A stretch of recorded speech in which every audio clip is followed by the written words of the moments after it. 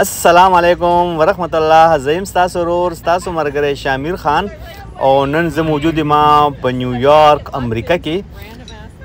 په نیویارک امریکا کې به زه نن تاسو داسې ځای ته بوځم چې د هغې ثاني په ټول دنیا نشته. د هغه ځای د ښایست د دې ځای نوم دی، د دې پارک نوم دی سنټرل پارک. سنټرل پارک په نیویارک منهټن کې موجود دی.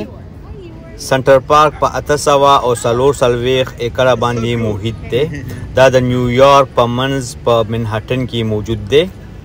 په دې پارک کې د ځناورو د سپو او پیشوګانو دپاره خپل یو طرف یو سایډ چې دی هغه مقرر کړی دی. هسې خو دا پارک ټوله ورځ ډېر زیات بیزي وي، په زرګو خلک ورکې موجود وي، خو چې کله مازدیګر شي نو بیا ښایست یو په دوه شي. په مازدیګر کې د نیویارک خلک د سیر او سیاحت او د تفریح دپاره دې پارک ته راوځي. څوک د خپلو سپو او پیشوګانو دپاره، څوک د ورزش دپاره، څوک د سیل او سیاحت او د تفریح دپاره دې پارک ته راشي. او په دې پارک کې د انډیا یو مووي د شاهرخ خان یو فلم هم جوړ شوی و. د هغه فلم نوم و کل هو نه هو.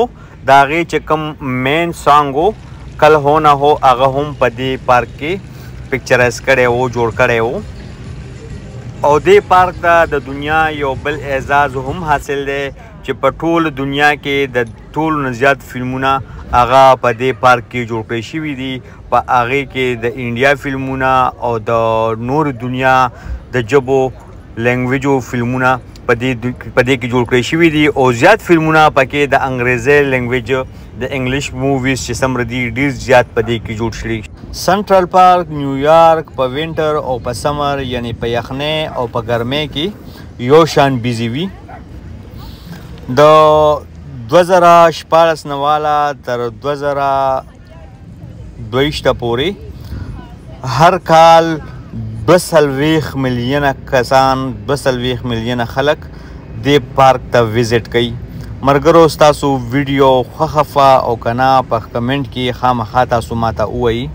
او کومو کسانو چې پیج نوي سبسکرایب کړی، نوي فالو کړی، پلیز تاسو ته ریکویسټ دی چې خامخا ځان سره پیج فالو کوي او ویډیو شیر کول او لایک کول ګوره خامخا هیر نه کوي. ستاسو ډیره ډیره مهرباني.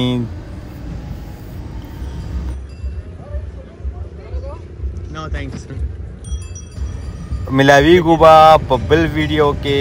تر هغې پورې د نه اجازت غواړم. د الله په امان.